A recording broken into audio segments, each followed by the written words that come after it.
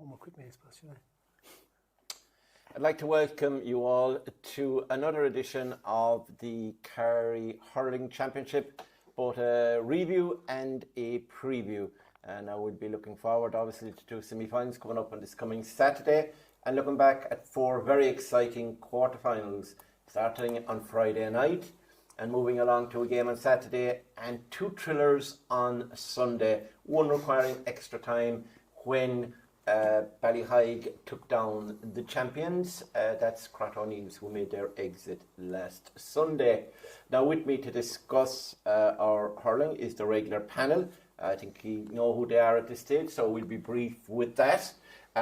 We have first here on my left, John O'Dowd, freelance reporter, does a lot of work with the Kerrymen and covers a lot of hurling games. Is also quite an accomplished junior footballer. Junior is the word.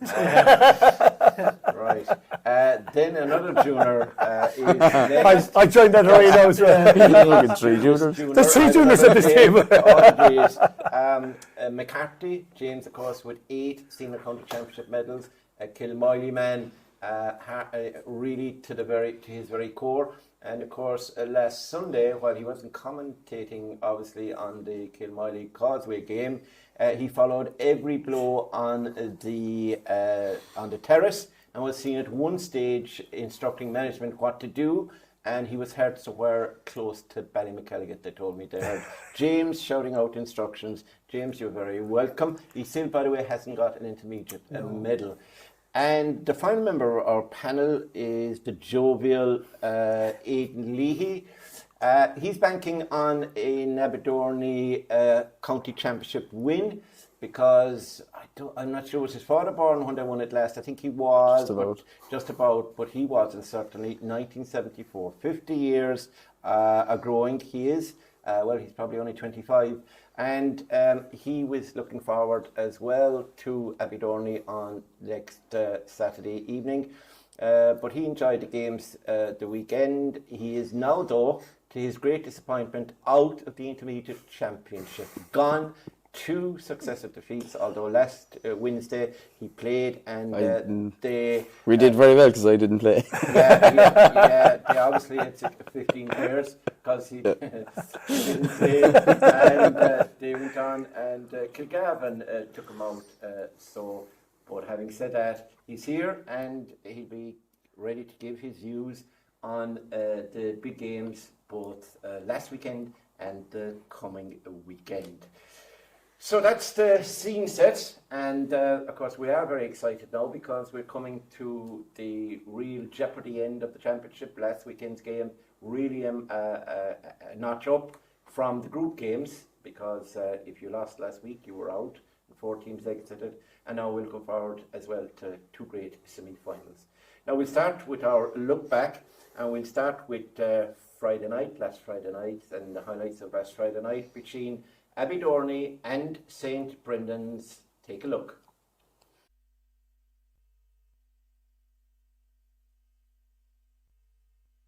Mansell wins the puck out. Mikey Clifford's up with him. There is an Abbeydorney man. Mansell does well. Can he score from about 40 metres? That's great work by on Big Mike O'Leary. So that's the change there. And the ball's been pucked down on top of Michael O'Leary. Wallace goes up. O'Leary's inside. If he gets it into his grass, could be dangerous. He does. Blocked. Good block there. Looked a certain goal maybe there for Michael. O'Sullivan back to Mikey Clifford. Mikey Clifford in towards David Egan. Great take by Egan. Lays it off to Michael O'Leary. This will be a lovely team score if O'Leary defence are all gone off already. Here's Gary O'Riordan. Back to Nathan O'Driscoll. O'Driscoll will shoot. O'Driscoll's usually very accurate, and he does it under pressure. Gets it this time in his grasp, away from Gary O'Riordan. Mansell lays it off. Good pass. Is it towards Callum O'Sullivan.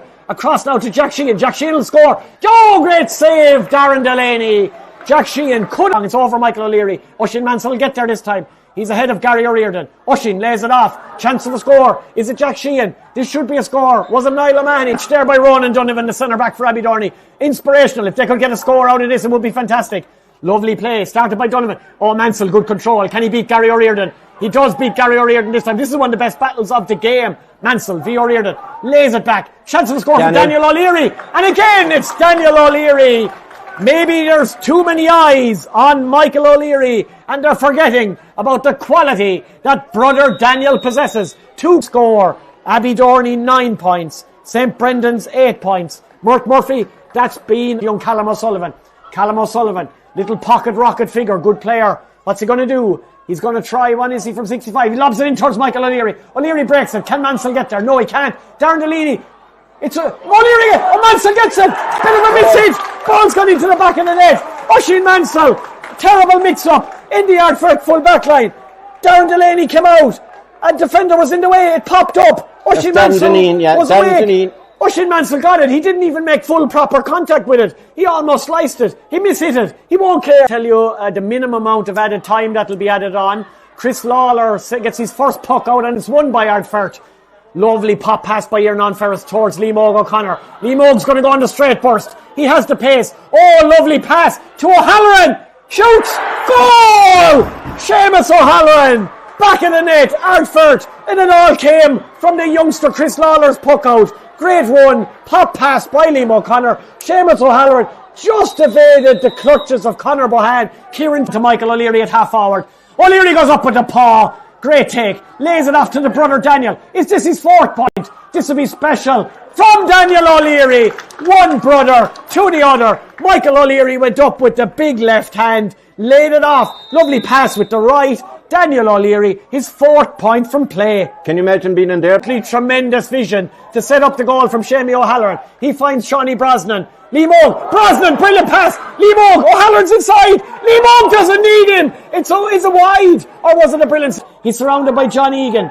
He takes on John Egan. Michael O'Leary's at a difficult angle. Tries to lay it across to Oisin Mansell. Good defending again by Gary O'Riordan. It breaks. Chance.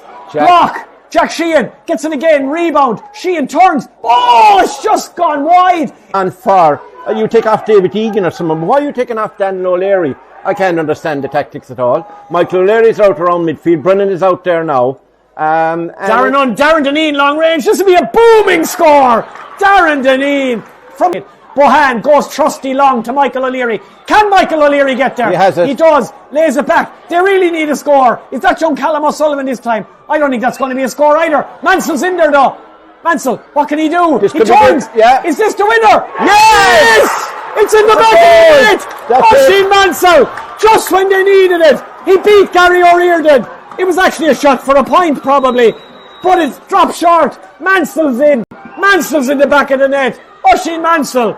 Has he finally ended it? Oh my God, almost playing second fiddle. Here's Brendan O'Leary. Oh, Brendan didn't go for his own score. Beautiful pass. Not a goal. Can he get a hat-trick, Mansell? Oh, great play, Ernan Ferris. What a brilliant hook by Ernan Ferris. What was he doing back there? But brilliant play by Ernan Ferris. That stopped Oisin Mansell from getting a hat-trick. Yeah, Mansell is crippled. I'd worry about him for next weekend here. He's down now, injured, feeling his leg. He kept going, but he got the goal that counted. The young keeper comes out with... I hope you enjoyed those. An exciting contest. We go to Aidan first, as he had an interest, obviously, in Abbeydorney. Tight enough, considering that St Brendan's had a lot of injuries during the game. Obviously, only after 5 minutes they lost Dahi Griffin, and Eric Lean only came on to try and rescue the situation in the final minutes. And of course, Fernand McCarthy's gone. So, yeah, they put it up. It was 9-8 at half time, I think. And, Michael O'Leary, well marshalled, did damage. And then, of course, Oisin Mansell, his goal, I suppose. So, what was your take on it, Aidan? Yeah, I suppose they got over the line by playing really poorly. But I think just getting over the line in a quarter-final was the most important thing. It's just been an issue for the club over the last 10 years, really. Semi-finals have been slim pickings. It's our 6th in 19 years, so that shows how difficult quarterfinals have been for us over the past couple of years. So I think just getting over the line in any way, shape or form really was just going to be taken as alright, let's move on now and look ahead to the last 4.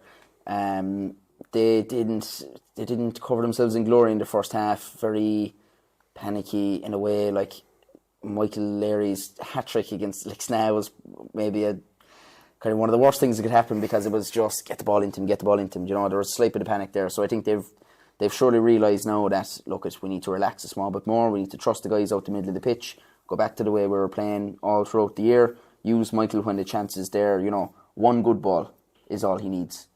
You know, one good ball versus 5 poor balls. You know what I mean? With one good ball is all he needs. You're going to get lads out in the field that can pick off their scores. So yeah, and really I think they went on a burst. Maybe they scored 3 or 4 points before half time, and that was really crucial because they were down. Down 2, it is. Down 2, I think. Yeah, they scored 3 points definitely in a row before half time, yeah. and that was actually an important couple of minutes for them. Put themselves in front. Yeah, and it was against the breeze as well, like, and there was a bit of a breeze. It wasn't too telling, like, but I think that was an important period to get in half time ahead like that. They got over the line. They didn't play well at all. So they have a lot of improvement to do, a lot to work on.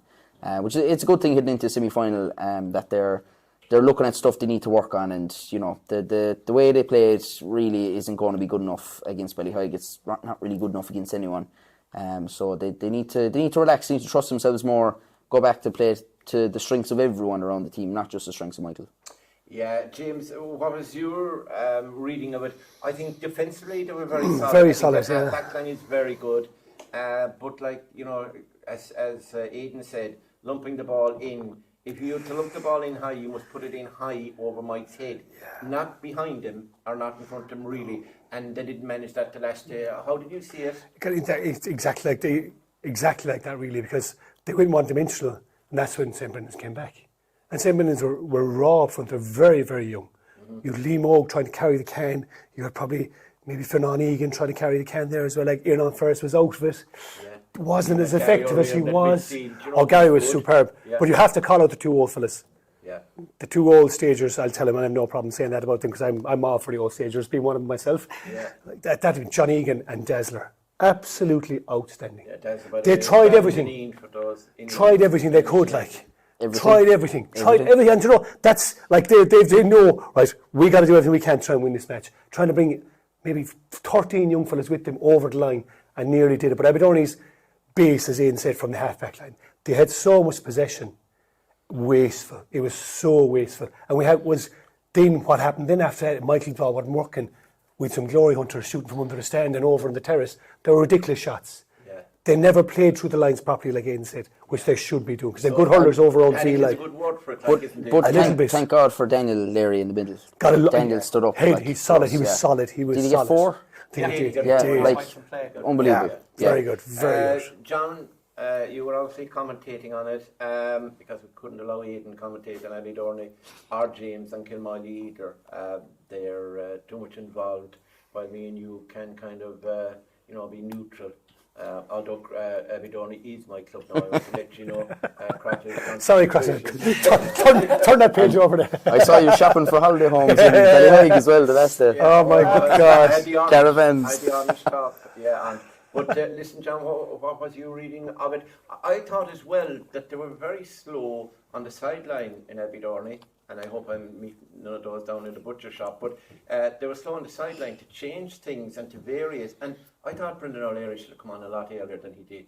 And Oisin Mansell was isolated as well inside, and they brought Mike out to the 40.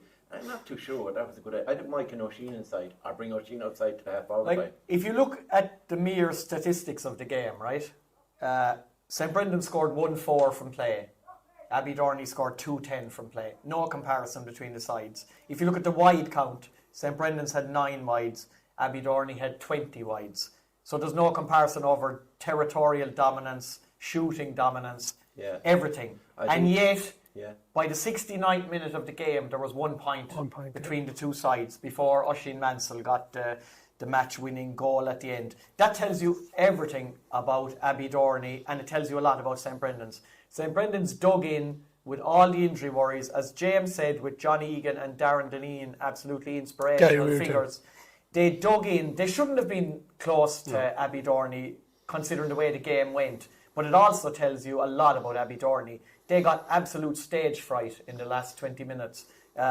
Whether, as Aidan says, it was that getting over that quarter-final hurdle.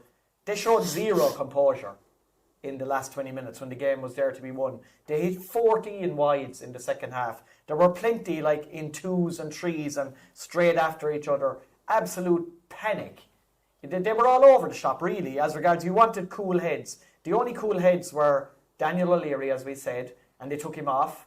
And he wasn't too happy with that. We could see it on by the sideline. I think he was more annoyed with the 2 chances he had just before he went off. More than actually, I'd say, but I think that was he was burnt out like that. James O'Connor was inspirational, and then Oisin Mansell really stood up again when they needed scores. Jack Sheehan, to a lesser extent as well, had some nice moments down the stretch.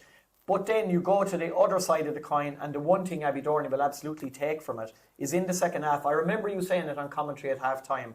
They cannot depend on Michael O'Leary to win this game on his own. In the second half, I think Michael O'Leary just got 1 point from a free. And then you had the Daniel O'Learys, the Jack Sheehans, David Egan got a point. Oisin Mansell was very good when they needed him. They kind of won the game with Michael as a sort of peripheral figure in the second half. And that can only stand them in good stead going into this weekend. It's hard to win a game when you're in a headlock for 60 minutes at the same time. It must be said. So. Yeah, well, our reports his back was like a dartboard after, but I can't comment on that, obviously.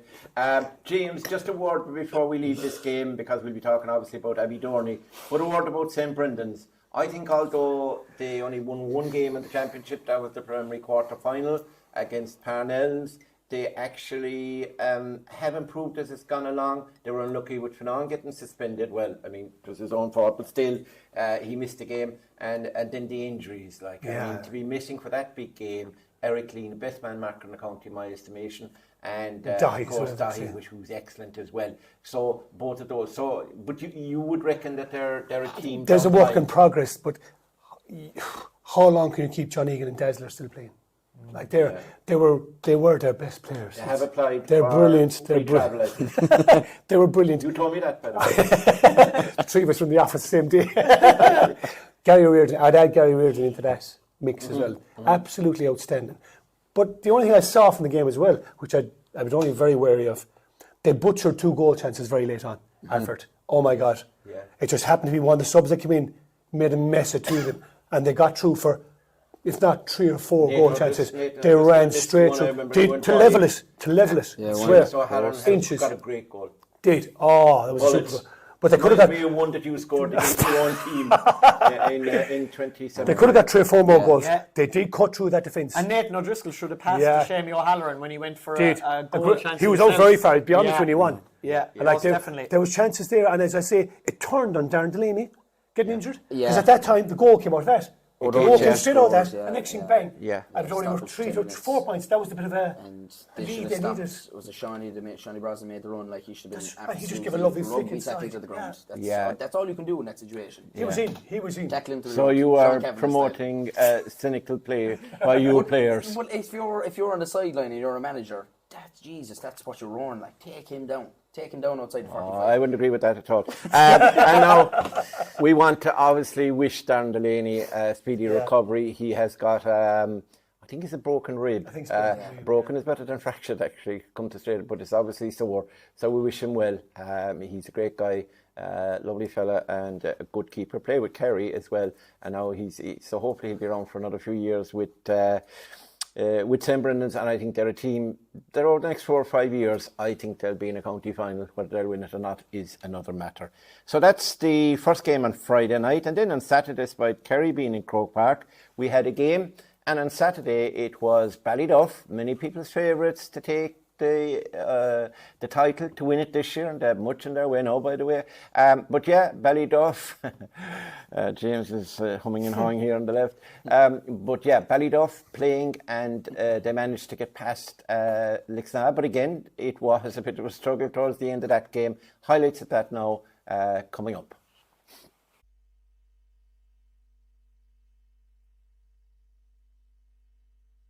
Maybe give him as much space as possible so he can get involved. But ball break, yeah. You see over the far side as well, you see to have Jerry McKinnon is going wing back and Jack Sullivan. Ball is recycled out here to Daniel Carroll. Carroll with a strike from distance. He's got a few points already, and he's going to add to his championship tally. The first score of the game comes from wing. Gives it to Neil Mangan. Mangan is going to look inside now. Who's in there? But Podge Boyle. Podge Boyle is going to let this run on. It's Dara Shanahan now who is shadowing him. Podge is going to try and get inside him. Podge has got inside him. Podge Boyle is stuck in the back of the net for Ballyduff. He's on straight away. Instant impact. 1-1 by the captain, Podge Boyle. And a bit long. Luke Rochford is going to be underneath this one. He'll rise for it. It breaks all the way through goal on, now, and goal Evan on. Boyle is straight through on goal here. Goal Evan on. Boyle has his uncle in the middle. Evan Boyle goes himself and sticks it in the back of the net. Oh, What a start for Ballyduff. this is getting out of hand already. 4 minutes. But Ballyduff is quick. They're just gone down the field straight away again. Absolutely. Here is Dara Slattery. Slattery moving forward on the run here. Slattery is going to pop this over the bar. Good Great score from good the wing score. back. Again, very Sheehy. good. He's going to go back towards Jeremy McKenna. McKenna is going to load it up here and go from distance. Conor Doesn't O'Keefe have again. the accuracy. Conor O'Keefe and Pod Costello looking for Hang the on. foul inside Chance. there. O'Keefe making a nuisance. O'Keefe fell off the ground. They sent it to the back of the net. It was coming. There was 3 or 4 balls were in there. It was coming. He was causing trouble. Conor O'Keefe. Nottingham have turned this game right Really, around here now. Jeremy Jeremy McKenna. Will he go for Dara's another long outside. ball inside here? He gives Dara. it to Dara He'll Conway. touch Conway over. is going to have a look at the post here. Dara Conway He'll is put it going over. to send this Yeah. and raise the white flag. They really are bombing. He's it up towards Jack Jack Brosnan. Brosnan. He's well able to hit them from distance from the far 65, but he doesn't that have goes over some the. score. Does he have the accuracy? Oh, He what a does have score. the accuracy. What a score. What a score by Jack Brosnan. The crowd are loving it here now. Lixnaw crowd underneath us. Lixnaw are in the lead for the first time in this match. After being 2, it's going to be Ballyduff who come away with it. Daniel Carroll in the middle now is going to spray it across the pitch here. Luke Rochford is out in front of his man here. Has it in the hand. Well taken by Rochford. Oh, lovely Gets swing. past O'Connor, or O'Sullivan should I say. Luke Rochford is going to fire Lovely this over score. the bar. An Lovely important score. His first point of the match. Levels it up. Yeah, levels us up here, heading towards, 4 minutes went up on the board. We already have nearly ticked towards He's the 4 calling the minutes, ball, so I'd say. He's looking he for is the going ball, to call right? for the ball here. Does the referee? Great half. Great half. Well, way of Dylan Moriarty. Moriarty pops it back to Kyle O'Connor, and O'Connor goes up the field here Jack now. Sullivan. Jack Sullivan has it in the hand. He'll have a look at the post here. Sullivan strikes off That's his a lovely left. score. Jack Sullivan has the accuracy, Oh, lovely score. has the distance. Working it long inside. Dara and Podge again on to Podge it. Boyle, this has been a great battle. Boyle has it this time. Boyle is going to have a look at the post here Half from a blocked, was very it? tough angle. Oh, Podge great Boyle score. sends it over the bar. Great score. 1-3 for him. You can see every little turn. Yeah, he's definitely, I'd say, maybe midfield. Oh, he's gone Pushed into midfield, yeah, he's gone midfield. As That's Luke it. Rochford Oh, has this on the Rochford's far in. side, and he's past his man. Luke Rochford is going to take his score here. Luke Rochford sends it over the bar. He wasn't sure where he was. Looking for Owen Stack again from the puck out. And And it's gone past him here. Owen Stack gambled on the break here. Owen Stack is going to send That's this over, over I'd the say. bar. Good That is score. a fantastic score. Good score. They're kind of Lixnaw avoiding him with the pucks, really. They're avoiding him. They're staying away from him. Because This he's is an going to excellent go sweeper. long inside. Oh, Oh, great Podge catch. Boyle has it in the hand here. Podge looking for a second He's goal. not going to get a touch there. He No, was not on the even ground. free. Went for it's ended up in the goal. back of the net. Well done. A pull along the ground. It's looking like. Is it? It's Dylan Moriarty Moriarty, who's yeah. got it to get themselves back into this Yeah, game well for a done by second Jar time. Jar Stackpool. Stackpool does very well there. Crotta with the ball. Oh, Caught him in possession. struggled on the ground here. Evan It's has Evan it. Boyle. Boyle knocks it out to Dylan Moriarty, the goal scorer. Dylan Moriarty has popped it over the bar. Yeah. 5 points now. Oh, it's a Didn't bit get the short. strike he wanted.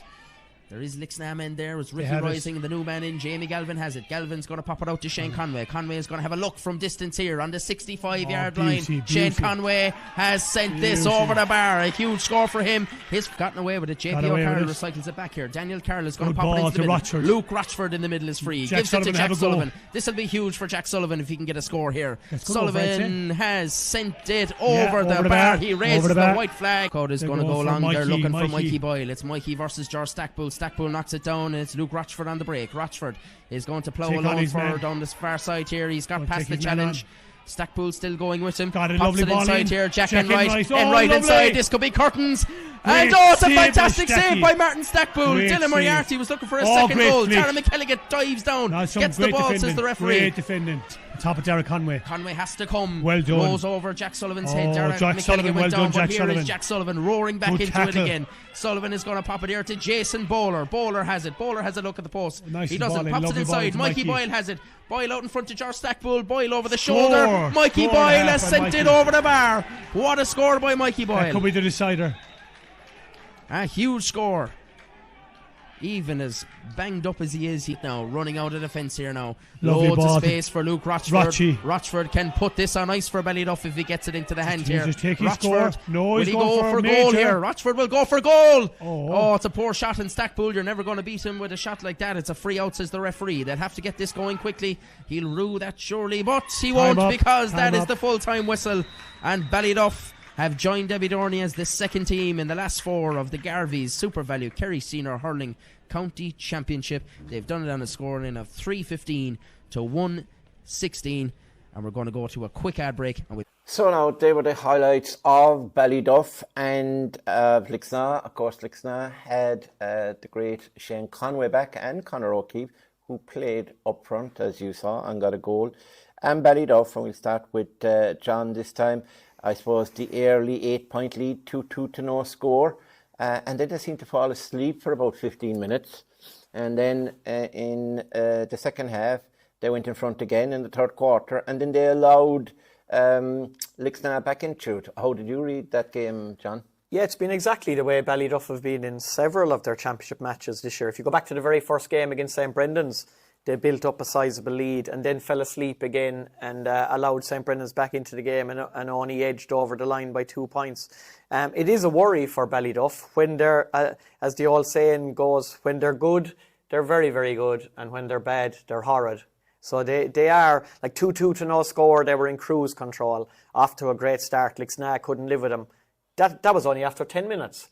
Yeah. By half-time, Lixnaw had actually gone into the lead and it finished a draw at half-time. So their whole advantage had been wiped out after falling asleep. Obviously, you have to give a serious amount of credit to Lixnaw as well for the way they dug in, because a lesser team at 2-2 to no score would have thrown in the towel and kind of accepted defeat. So that is a worry for Ballyduff. I suppose on the plus side, they did settle again and they started the second half really well. I think they got the first 3 points of the second half, and shortly afterwards Dylan Moriarty, I think it was around the 39th minute, he got the third goal, which turned out to be really the key score in the contest, because after that, no matter how Lixnaw tried, they might have got within 2s and 3s of Ballyduff. They never managed to get, I think, less than 2 points behind at that stage. So Dylan Moriarty's goal was eventually crucial. And he played well. He got 3 assists as well. He got 1-1. A promising player. And he was a very promising minor. He just ran into an injury where he was out for almost a year. And he's back now. But he's beginning to get into the contest. And I think he will take a bit of watching against in the semi-final. Against Kilmowley if he's to line out. Yeah, he's an important player for Ballyduff, most definitely. He has strength as well, and there's a bit of physique about him. And as we all know, they were missing Jack Goulding as well, so several forwards had to step up the last day. And Jack O'Sullivan had an outstanding second half. Luke Rochford buzzed around the place to good effect at different times.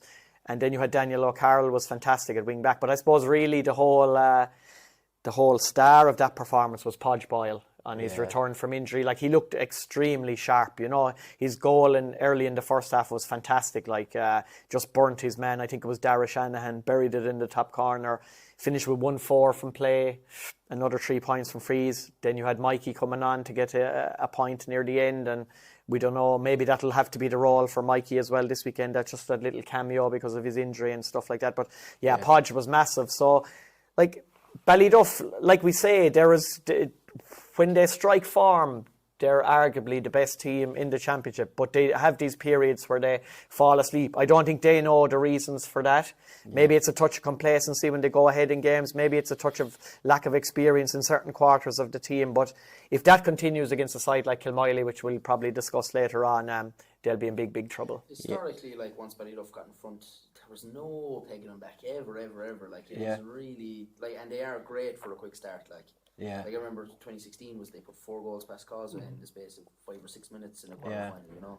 I know. Once they get going, like, they're usually very hard to peg back. So it's no, I just thought maybe was it the Lixnaw thing again. Matchups. Lixnaw got their matchups all wrong at the start. All wrong. Did they? Started out after 10 minutes. They had, I think they started with George Stackpool and Podge. They were all over the shop. Yeah. They eventually had to bring Ricky back as well. They put Dara Shanahan on Podge. Yeah.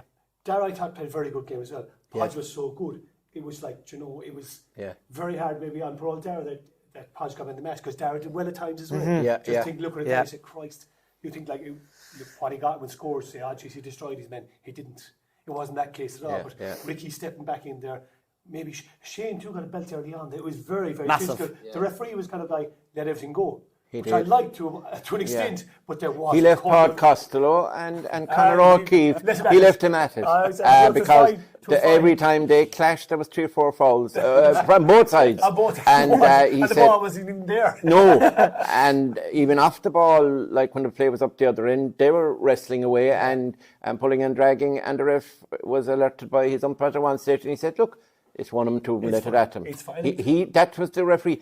He started pulling things. He started pulling things near the end of it, I think. But at the same time, I think that's a good way to do it. The only thing about being referees like that, a couple of matches I saw at the weekend, all of them actually, but referees are a little bit inconsistent. Yeah. They were calling some teams for little things, and the other team would get away with it. It was a little bit of inconsistency there, a little tiny little bit. Not a lot, but you can spot it. But a referee leaves everything go, that was fine. Yeah. But it was just, I thought Lixnaw got their matchups wrong, very, very wrong. And Ricky was the fulcrum. He turned the whole game in their favour. And Conor Sheehy and Darren McKelligot, excellent. Yeah. They were Shane was carrying something. Shane McKelligot as well, brilliant. Shane McKelligot. But Shane Conway, I'd say. I thought he was going to go off. He was I thought, it looked. The thing was with Lixnaw, if Ricky is back there, why bring Shane out then too? Yeah, you need to put Shane up. They should have left him inside. Yeah. They should, forward line. And Tyke Brosnan very well could have been injured because he's had a lot of injury issues. But I thought to not bring him on towards the end as well when you're looking for a goal was a strange. Maybe bring Conor out a bit, even maybe play 2 twin towers inside or something. Conor O'Keefe like. But I think for a team Lixnaw who hadn't performed, we'll say, in the group stages that well, I think they did a fair battle against Ballyduff. To be fair to them, they're a bit disappointed talking to lads from Lixnaw. Yeah. They're disappointed because if half time didn't come that time, Ballyduff were on the ropes. They really were on the ropes. They really, even Podge, we talked to Podge afterwards, he said himself, we needed to get in at half time because we were all over the place ourselves. Yeah. They had lost their own shape. Yeah. And when they did have their chat inside and their own bit of a talk and they came out ready, they went again. No, they went 5 points ahead again. Because even you noticed Kevin got in control back there and everything. He started getting on the Waymo ball and second half. So and he was kind of he was peripheral in the first half. It wasn't even. But overall, I think tell they changed something. Yeah, but I think overall, Aidan, you'd have to say Ballyduff deserved to win it. They did. They have potential. They have a lot of young players. I think a lot, and we'll be discussing it shortly, a lot will depend on, obviously, Jack Goulding coming back in, making an impact, Evan Boyle maybe upping his performance, and Mikey. If Mikey could give him a half, second half, per se, it'd be huge. But Mikey, like Bart said it in the interview, he said, yesterday we were playing golf. I've no reason. Why would you be playing golf? Imagine John Myler finding out, James, that you were playing golf the day before a county championship. He told me last time to go away and play golf. They're probably last time to do that. Yeah. They're probably good enough at golf that they can enjoy the road of golf. Whereas if I go playing golf, yeah, well, you've been in and out. Enjoyment is the last thing. This is bad enough. They can play soccer Friday night, football Saturday, and play hurling Sunday. That's better. Yeah, that's it. They're unbelievable. But so we'll have to see how they'll react when they have everybody on board, but they have a fair game coming up. But I'd say, well done to Lixnaw. They're out of the championship, but I think they gave it a good shot the last day and contributed to a very, very good game. But Ballyduff, as I said, worthy going into the semi-final now, where they'll face one of the winners from last Sunday. So that's that game. Just on Lixnaw, is there disappointment a lot because maybe it was the last time they'll have Barry Hennessy on the stadium with them? Maybe. Where's he going? Well, he could be going. He might. For a lot of big jobs. I don't know. Kerry job is Mark knows, but he's not telling us. He says. Yeah, I'm not. Well, there's so many. A former Meath manager is mentioned. Now I'm hearing the name of Treat Griffin being mentioned, and Shane Brick, whom you played with. Well, he carried you on his shoulder. To be fair to the lad, one of the best ever to play for the county. So there's so many rumours and. When you talk to Paddy Deneen, he won't tell you anything. He'll give you a name, but it's not the name that they're going to pick. And then Liam Ross will kick the touch as well. So sounds like the FAI, really, isn't it? Yeah, well, they won't take 6 months to pick him. But I'd say by early August, by the county final, we might have him. We'll see. But as soon as we have them, we'll let you know. It'd be nice to have an Icelandic manager of the Kerry hurling team. It would. Well, we've had a Lyric man involved in management of the Kerry team, and that didn't do us much good. So anyway, that's the Ballyduff. That's the Saturday action. Then we went home to get disappointed by Kerry and Armagh. Of those things we shall not speak. And then on to Sunday. And on Sunday we had the first game was the champions, current holders. First time they had won it since '68. That was Crotta O'Neill's, and they took on a youngish Ballyheigue side, unfancied by some people here on the panel, and they started and it was a great contest, and we have the highlights for you now.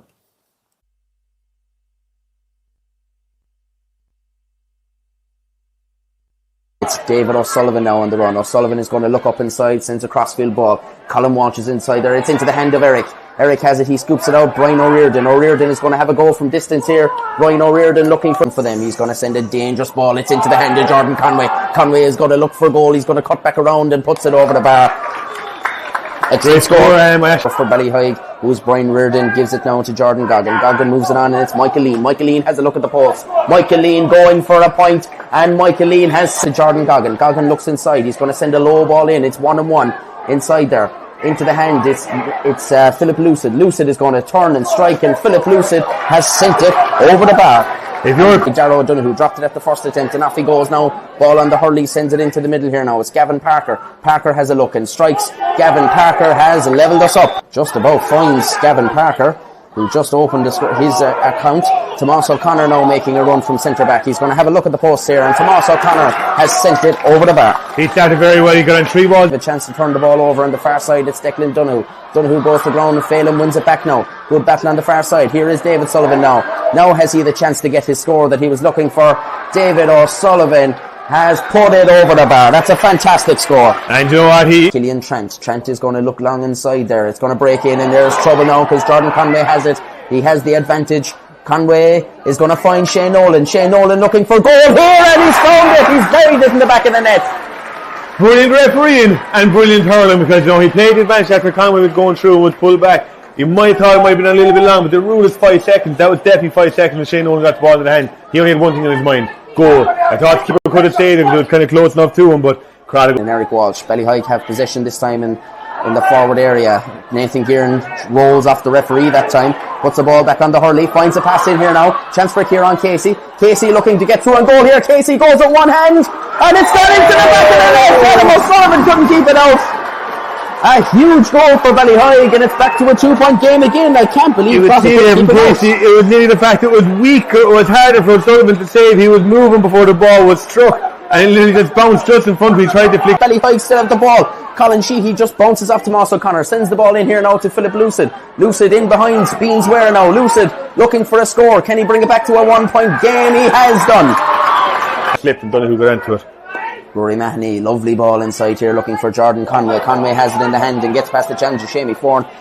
Jordan Conway sends it over. Puck of the game maybe. Will the referee allow one play afterwards? Philip Lucid is going to strike this. Can he put Ballyheigue in the lead? Yes he can. He raises the white flag. It's 111 to 110, the Higers lead. And they're delighted, like we said, the crowd in the stands, they're delighted with that score. Like the referee's calling for it. They're going to half time here. They're going to be absolutely buzzing. Absolutely. What a fantastic 30 minutes of hurling, and Ballyheigue are the men who go in the happiest. They have a 1-point lead. We've seen 2 goals, one from Shane Nolan, one for the centre-back Kieran Casey. Listen to the roll. A savage puck out by Cormac Slattery here, and Phelan Sullivan's going to run onto it under pressure from Tyg McKenna. He evades him though. He's off on the run here is Phelan Sullivan. Back on the Hurley. Chance for a goal for Phelan Sullivan. Oh, it's nearly flicked on the rebound. It's out for. And Crotta are going to turn this over, and it's Jack McKenna. McKenna is going to turn back around here. Gives it to Shawnee McKelligot. McKelligot gives the pass now to the centre forward, who's Gavin Parker. He's 1 point already. Gavin Parker has got a second for the score to bring us back to level. O'Connor hops it off the ground and stays going now. He's going to look for the pass in the middle, and it's Rory Mahoney. Mahoney has a look at the post. Rory Mahoney has levelled the sides up 1-14 apiece. Wins the advantage and is going to. No, the referee keeps the play going here now. Phelan Sullivan just about got on the end of it. Phelan Sullivan. This one is dropping. Phelan O'Sullivan doesn't get to the ball first time. Bill Keane is going to come across here, but he's going to be under pressure. Lucid, has he forced the turnover there? Tyg McKenna going back there as well. McKenna eventually has he got under control. Takes a belt there. Phelan Sullivan turns it over now. Lucid gives it to Eric Walsh. Walsh looks at the post. The man was coming to hit him. Walsh again. Eric Walsh raises the white flag for Ballyduff, and they're in a 2-point lead. Pops it into the middle, looking for Sean McGrath. It was nearly cut out by Philip Lucid walking back there. They're all walking back there. Phelan Sullivan lost the Hurley now. It's given to Cormac White. A goal would be crucial. A goal would win it for Crotta, you feel. They're going to win the free-in, Aidan Behan. Oh, I thought that was stopped up. No, it was actually brilliant from Crotta, working up from their own full back line as Bill King got it the whole way up. But Yeah, I think it'll be went through there. Oh, I think it could have been charging more than anything else. But look, they got a chance. Shane Nolan's obviously going to go for goal. That was like a treat. He's not running into it. What will he do? Cormac Slattery and Co. ready on the line. Shane Nolan has a look here now. We're into the 6th minute of added time. Nolan goes for goal! Goal! The reigning champions Crotta have pulled it out of nowhere. Shane Nolan again. Absolutely massive. See it in the replay. He went for power. Oh, it actually came up. Colin Walsh was the man behind it. He got it right. It's a 1 point game. Can Ballyheigue take us to extra time? It's the last chance they have. The free in, says the referee, and Philip Lucid. He missed one from the same range. Has a look at the post. Can he find the target? Lucid has sent it over the bar and raises the white flag, and this game is not over yet. We're going to go to extra time here. The referee's looking for... Let's push the water boy down the line. Oh, that's a fantastic cut. Shane Nolan looks at the post. Shane Nolan sends it over the bar. What a score. Jordan Conway to Shane Nolan. He's going to have to go outside and looks for, is it Killian Trent getting down over the ball? Trent has David O'Mahony putting him under pressure. Here's Jordan Conway. Jordan Conway with the shot from distance. Jordan Conway sends it straight between the posts. Michael Lean wins this one from the long puck out now. He's going to have a look at the post, is he? Michael Lean. Can he put it over the bar? Michael Lean sends it and raises the hoodie versus Shane Nolan. Shane Nolan has it in his hands here now. Is he going to tap it over the bar? Is he going to look for goal? Still going Shane Nolan. No fouls as the referee. Hand passes it out to Kennelly. Kennelly doesn't get it into the hand first time. Jordan Goggins going down over. Kennelly now. Can he get it into the hand? Going in there still is Derek Carney. Carney can't get down over the ball. It's found his way to Killian Trent now. Killian Trent has got it base from. He's going to look inside now. Looking into the corner. Who's in there? Lucid's in there. Michael Lean is there. Who has it in the hand here now? And a shot for, I think it's Tomas Gaynor. Tomas Gaynor before, and Crotta turn it over now. Now the game is really rolling here now in extra time. Rory Mahoney from distance. Rory Mahoney has found the target and sends it. Tomas Gaynor breaks it down for himself. Has it, can't get it into the hand. Down goes a Ballyheigue man. He has it though. It's Michael Lean. Michael Lean still has it now. A chance to look at the post for Michael Lean. Michael Lean has raised the white flag for Ballyduff. He used every step he had there now. Phelim Sullivan under pressure from McKenna again now. Oh, great ball. Kieran Casey. Casey got a goal in the first half. Will he take his point here? Kieran Casey. One draw. It's in. The super never ran there from Casey. Oh, he ran down. He's actually doing the hamstring. I hope it's just cramped. Casey's but gone down. the goal never ran. The deflected shot popped up into the hands of substitute Darren Nolan, who buried into the back of the net pass. Oh, sorry. Patrick Kenny. Substitute Patrick Kenny buried into the back of the net pass Sullivan. Go the way of Michael Lean, and Michael Lean has it in the hand. He's got past Jack McKenna. Michael Lean, Beans is coming across him. Can Michael Lean put Ballyheigue 2 points to the goal? He can do it. It's not Jamie Foran, it's Colin Walsh. Colin Walsh is going to knock it up the line here now. Here's Phelim Sullivan. Phelim can run all day. Phelim Sullivan has Eric Walsh inside. Can't catch it again now. Has to hit it off the stick. He's going to stay running. He's going to flick it inside to Patrick Kenny. Kenny, he's got one goal already. Passes it across the square. What a chance! Philip Lucid! He gets the back of the net! Philip Lucid! Hands in the air! The stand at the far side. The Ballyheigue flag is waving. It's 3:23 to 2:22. The reigning champions have to overturn a 4-point deficit. And the next on the sideline, Brendan Sullivan waiting for the whistle. Ballyheigue looking to get back to a semi-final in the county championship. They've craved this for so long. This one goes in there. Can they defend it? Surely this will be it.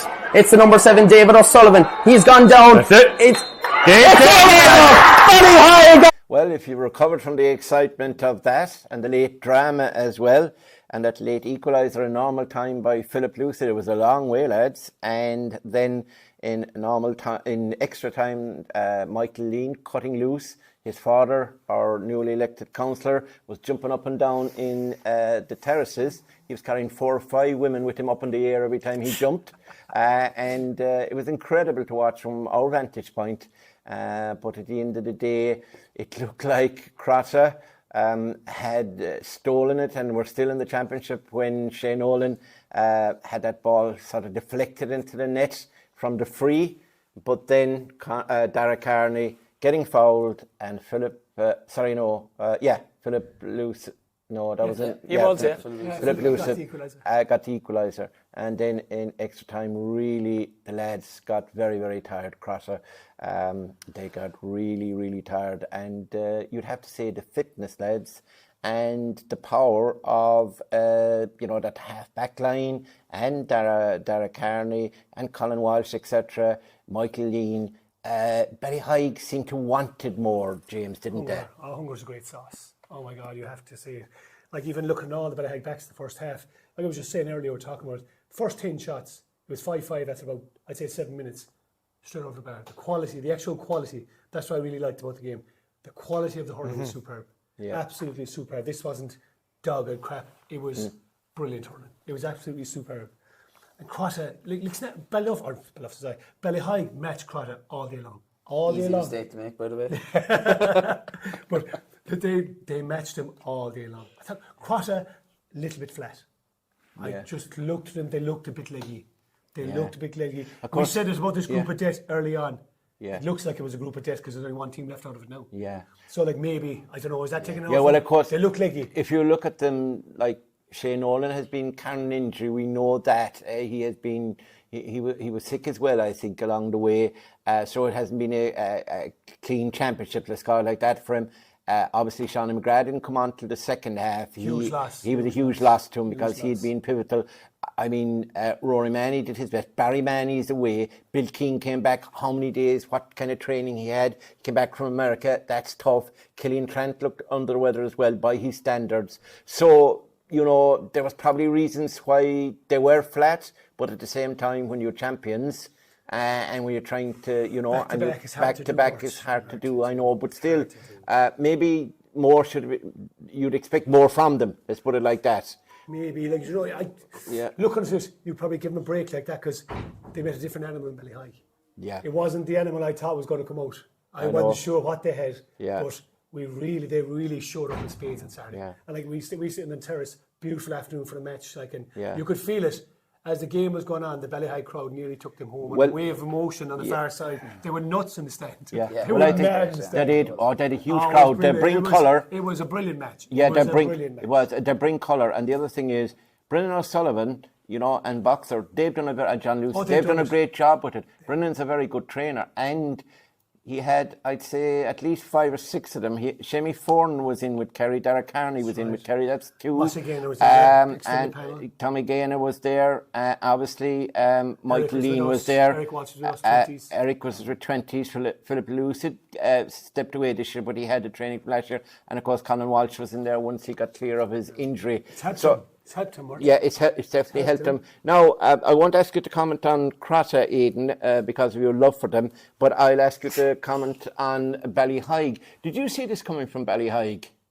No, to be fair, I don't think anyone really did, maybe other than themselves. Careful now, Abbeydorney playing them next. No, to be fair, I don't think anyone bar themselves saw coming. We were all hoping they were going to give a really good go of it. Did we even maybe spend long enough looking at them? Because of the games they had was against, a kind of poor Kilmowley team and Crokes, who didn't really show up on the night at all. So we didn't probably look hard enough at them. Maybe if we had, we might have seen it. Yeah. But, and like that when you... I did, maybe you didn't. Did you? I did, yeah. Oh, yeah, I remember you said that last week. Can we get that bit of tape out there somewhere? Roll it there. I remember Brendan O'Sullivan when he played with Kerry Rovers. Brendan was an excellent soccer player. He was. He scored a hat-trick in a game one day, would you believe, and I gave it to Nicholas Roach instead. He has never forgiven me since, and he keeps arguing with me when I meet him, Brendan, and giving out to me. But we're good friends, but at the same time, but I don't rate him as a hurler, but I rate his son Phelim as an excellent hurler.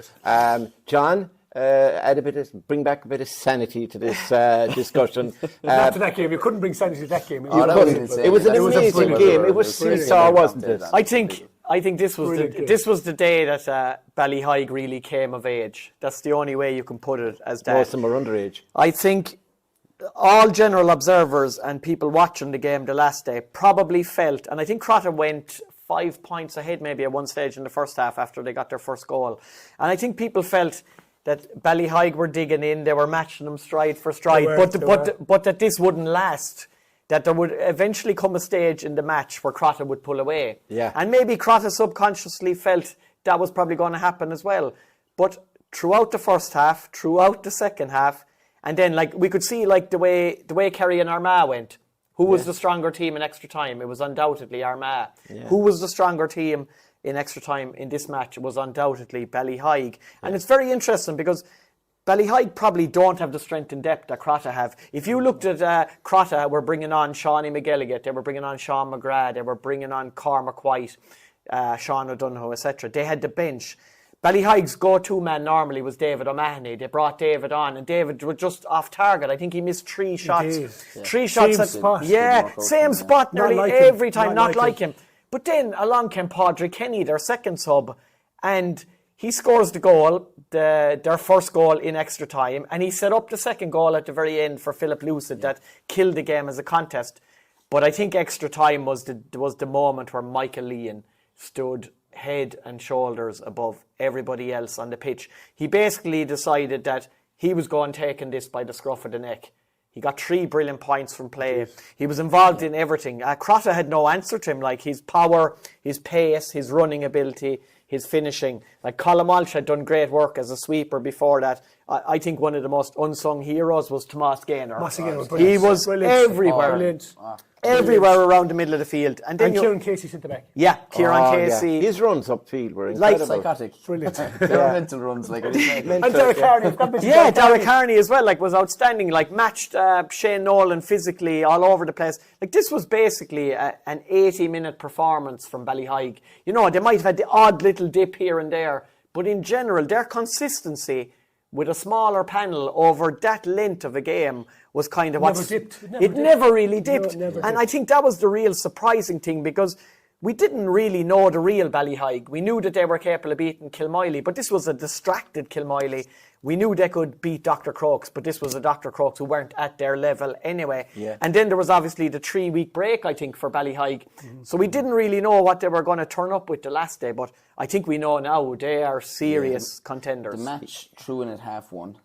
It was over at 20-4. That's right, yeah, because the other game was 3-4. Crotta, when I walked into the pitch at 10-1, Crotta walked out on the pitch at 10-1 to start the warm-up.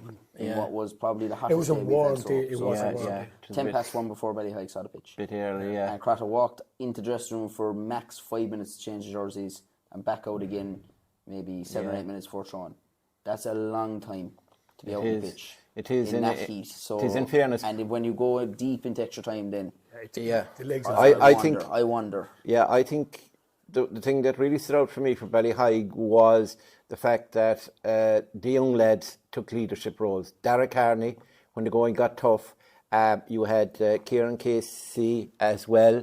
You had Phelan. He went down on gallops. He was very good. You know, so those young players, even Eric Walsh, got the vital score. He got the vital score. Yeah. But I think Michael Leahy really cut loose. Michael is always considered an athlete and a great thing, but I think he showed that he had brains as well. With No pun intended, Mort. No pun intended. No pun intended. He showed he had brains as well. He definitely went and attacked. He was top class. Crotta. He was top excellent. class. He was was top class. really, really good. So, like Ballyheigue are in the semi-final, we'll be talking about them. Crotta, just generally from me lads, without going into too much detail, just a couple of lines on them. As you said, James, They'll be a disappointed. bit flat. They will be disappointed. Like you're defending champions, they'll be disappointed. Yeah. They will be gutted themselves. Like it's very hard to do back to back. It's extremely hard. How many times did you do it? We did it every time. Okay. You humbly acknowledge. Humbly acknowledge that. Yeah. But I'm telling you, it's extremely hard to do because if they had got 2 in a row, it'd be very hard to see them beaten for 3 and 4. They could have It's kept so going. funny, like when they won it last year, everyone said, Jesus, they could get 3 or 4. That's it. And then they lost. I said, that's it. No, they're done. They're gone. It's They're so gone, good, yeah. actually. It's just- Like, it so, is, like, it totally they'll is. get the lads back It totally next year. Like, is. they'll get Barry back and stuff. So You come from a club that was getting 1 in a row, so 2 in a row would be out. But, Outrageous.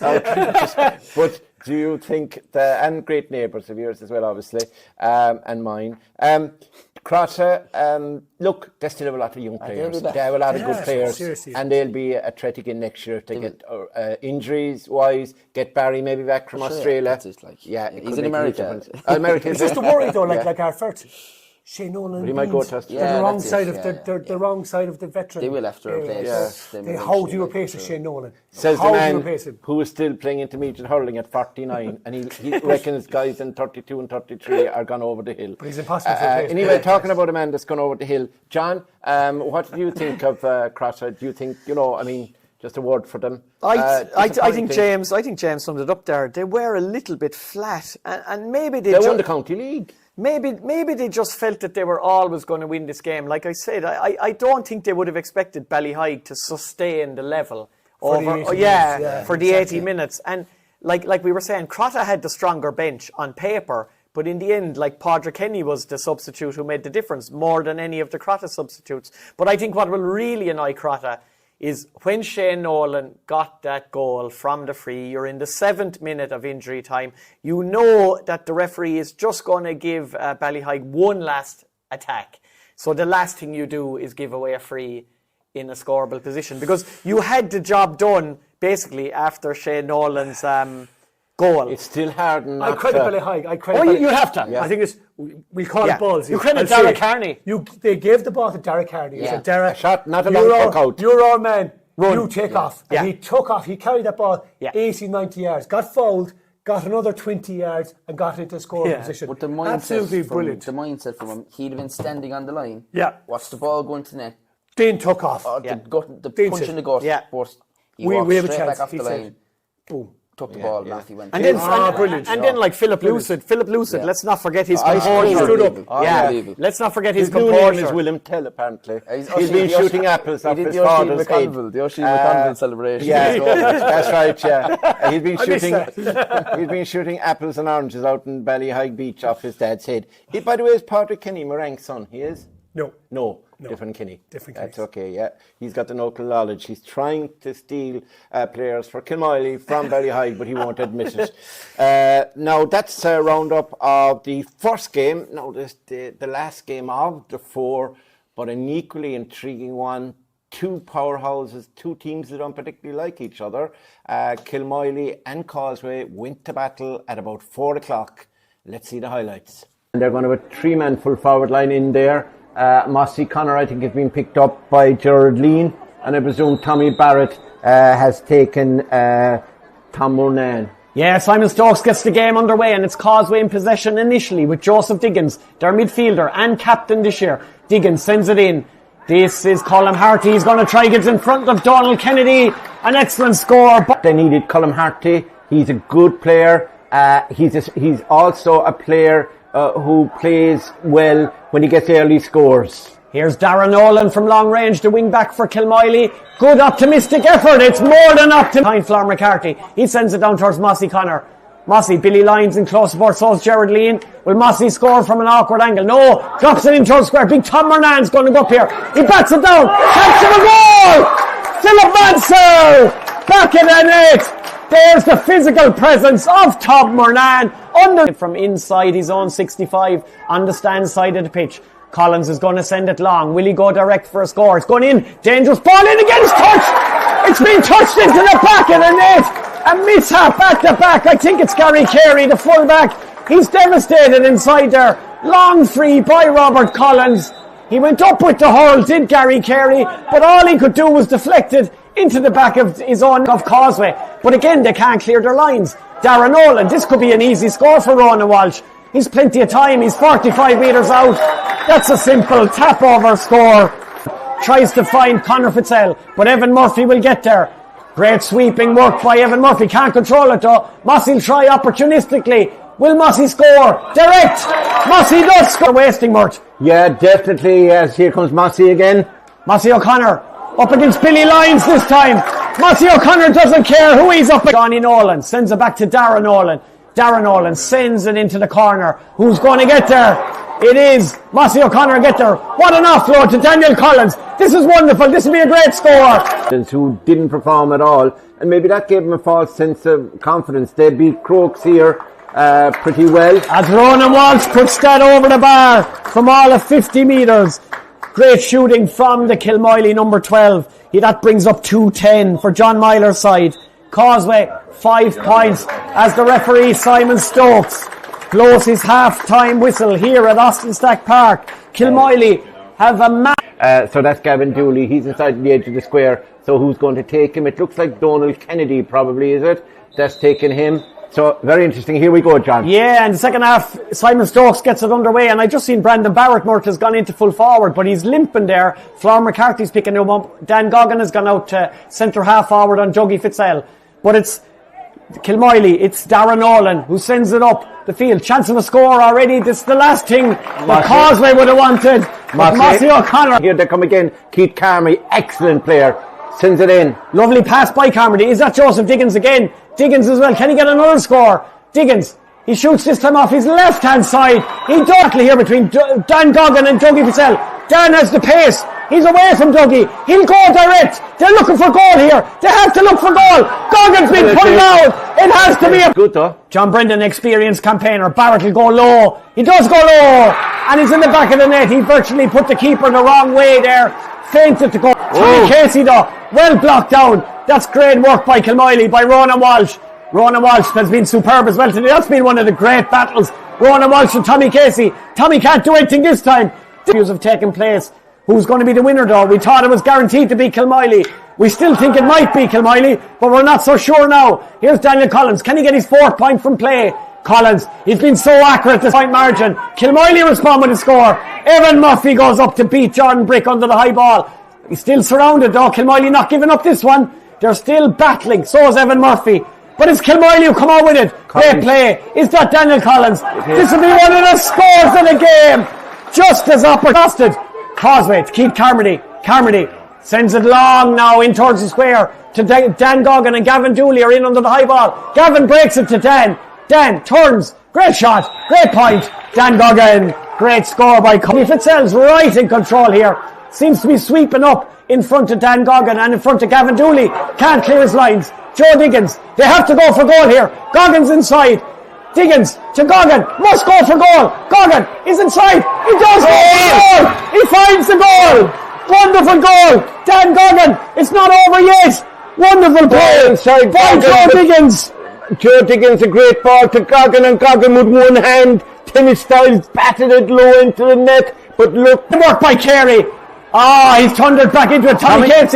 Tommy Casey, he'll send it long. They need to get another score now. This is a chance. This is Joe Diggins. What a captain. What a player. Joe Diggins. Can they get it?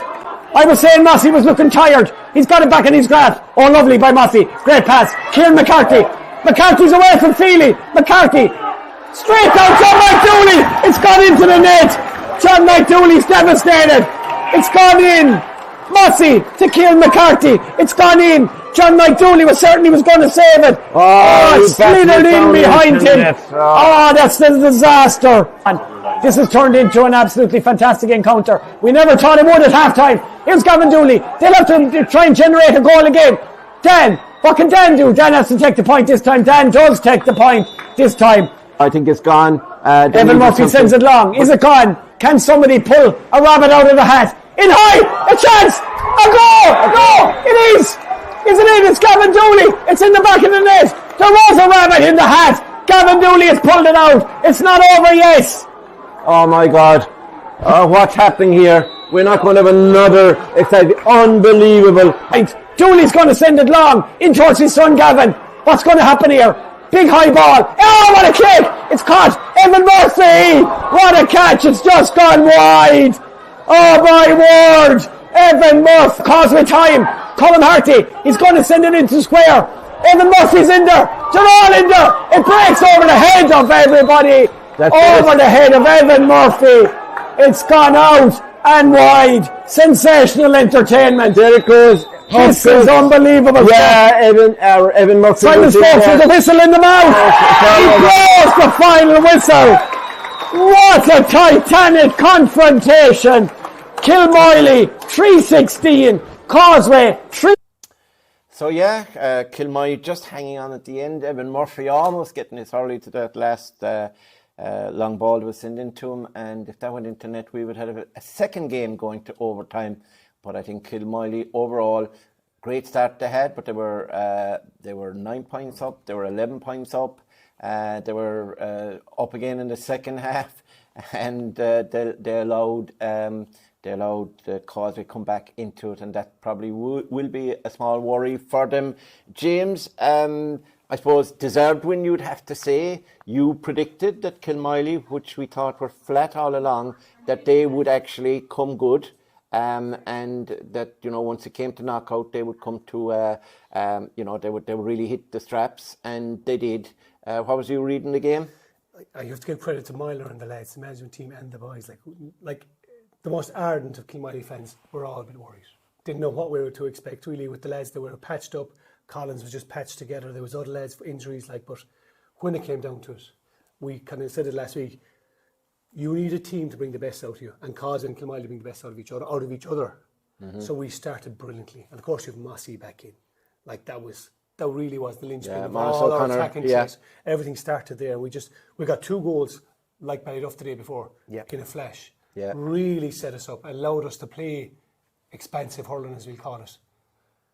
In one game, you saw the best and worst of Kilmowley. Yeah. Second half, we lost total control. And why was that, would you say? It was just, we allowed maybe too much space in front of ourselves. We stayed man for man for too long. Yeah. Instead of maybe.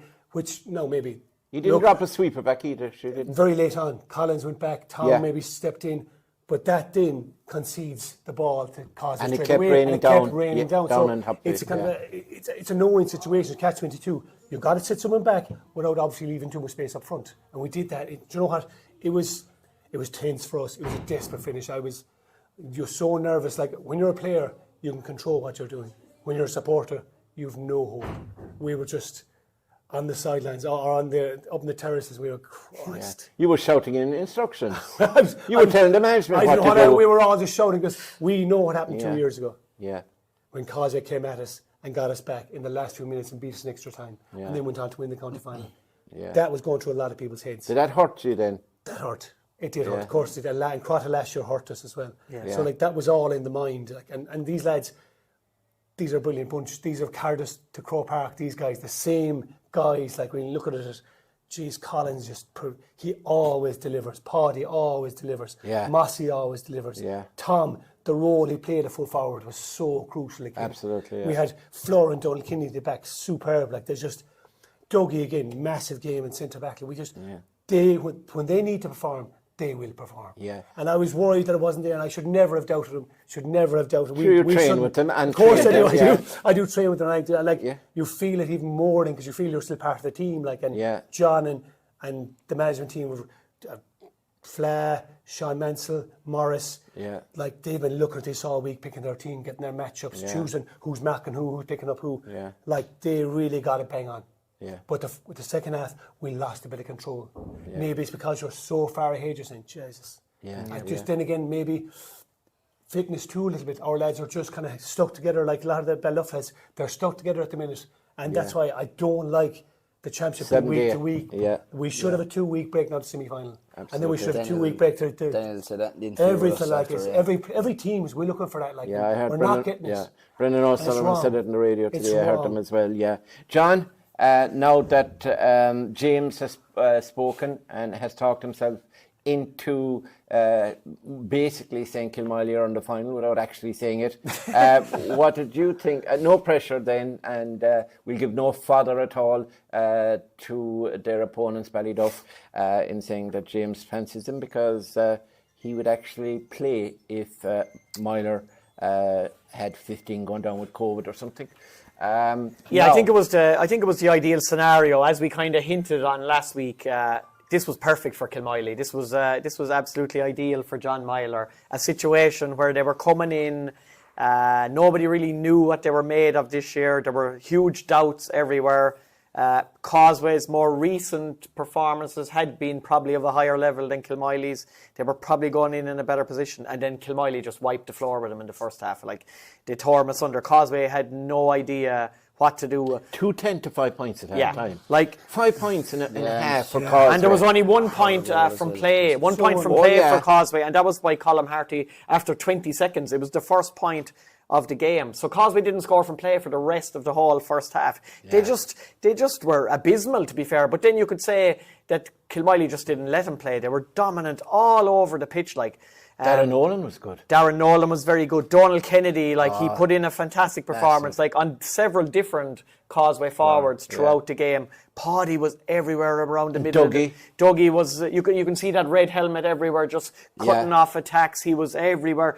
Daniel Collins just gave an exhibition, and we'll say in the second half when he did go back sweeping in the last 5 or 10 minutes, it was absolutely vital. But I think, as James said, having Maurice O'Connor back was everything for Kilmowley. Was the difference. It was the difference because the other players seemed to get encouragement and sustenance from him being there. They knew he was a threat. He got 2 points in a row at one stage in the first half. One from the sideline. Yeah, they were lovely scores. And then you go into the second half, and I suppose you can say that Kilmowley faded and all that, but you have to give Causeway great credit. They dug in, they just Tommy Barrett was brilliant. Joseph Diggins was outstanding. Dan Goggins started running at them. Brandon Barrett buried the penalty. Evan Murphy was fantastic. Gavin Dooley came on and got a goal. And then you look at it a big high delivery near the end. Evan Murphy was now kind of playing inside full forward, goes up, fetched it, turned just wide, and then another one went in straight after that, just over his head. He couldn't get a hold of it. It could have been a draw and it could have been extra time. And to be fair, that would have been a disaster for Kilmowley because the momentum would have been totally gone, and Causeway would have had everything. But Kilmowley totally deserved to win. In 2:16 to 1:11 now down here in my notes after 51 minutes. Kilmowley leading at that stage by, what was that? 8 points. 8 points, and still there was only a goal in it Causeway in the end. do not go. They don't go. They've done it all year. They're just, and for what they had left out there in the end, Jesus, look at that. They're probably finishing 15. If you told Stephen Goggin that was going to be your finishing 15 in your last game of the championship, and you're still with a chance. What round before we But in fairness to what that's no disrespect to anyone that's left out there. That's just decided, and lads that were out there were nearly, the legs were hanging off them anyway. That's just the way they all dig in for the collective is really admirable, and it's the reason they were the last team I wanted Abbeydorney to meet in the quarter final. Because we saw it all. We said about the consistency. If you've a mental hang up about winning the quarter final, by God, then Causeway is not the team you want to be facing in that match. They just stayed going, getting Gavin back in the pitch.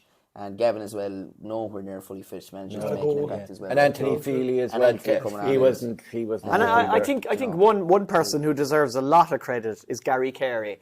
Because when he made that terrible mistake for the second goal from the Robert Collins free that he deflected into his own net, basically, you could see him on the ground absolutely dejected. That could have been the end of his game. It could have been the end of his performance. He dug in brilliantly, and he had a really, really, really good second half. He did. And I suppose the other thing to be reminded of with Causeway is the fact that they have, a nucleus still of a team.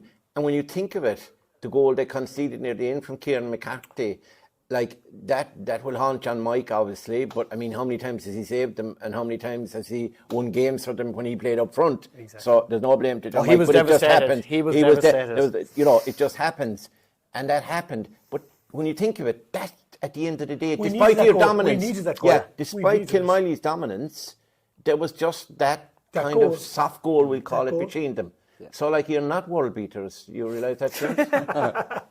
Jesus, shut up, Mort, will you? Oh, my God. No one in our Kerry's at all say, you shut up. Right. Okay. So, Kilmowley, worthy winners there. Causeway ran them very close. They had a good. And now, actually, the betting for the championship will be going on now to the 2 semi-finals after this. But the betting is that Ballyduff and Kilmowley, who are meeting, are 7-4. I think Abbeydorney are third favourites. They're 11-4, and I think it's something like 4-1 if you fancy Ballyheigue. So it's pretty tight at the top. In other words, the betting is saying any one of the 4 teams could win it, not just Kilmowley. So now that's the look back at the weekend, and I would say anybody who was actually watching the games on Clubber, they were all live, or anybody who saw the highlights, or if you're watching this show and watched the highlights, you'll have thoroughly enjoyed the fair because it was excellent. It was real championship. It was typical. And on Sunday, we had the Ballyheigue crowd in, the colour, the excitement, the sunglasses, the shades. And we had the Kilmowley crowd in with the ducks. No, that's the duck pond, isn't it? That's fun. And Ballyduff were in on Saturday. So, and Abbeydorney came Friday night along with Lixnaw. So overall, great weekend of hurling, and we're looking forward now to this Saturday. Obviously, no hurling on Sunday because of the All-Ireland hurling finals, so at least we get a break for that, lads. But we have a game at 5 and 7 on Saturday evening, and we will preview those games now.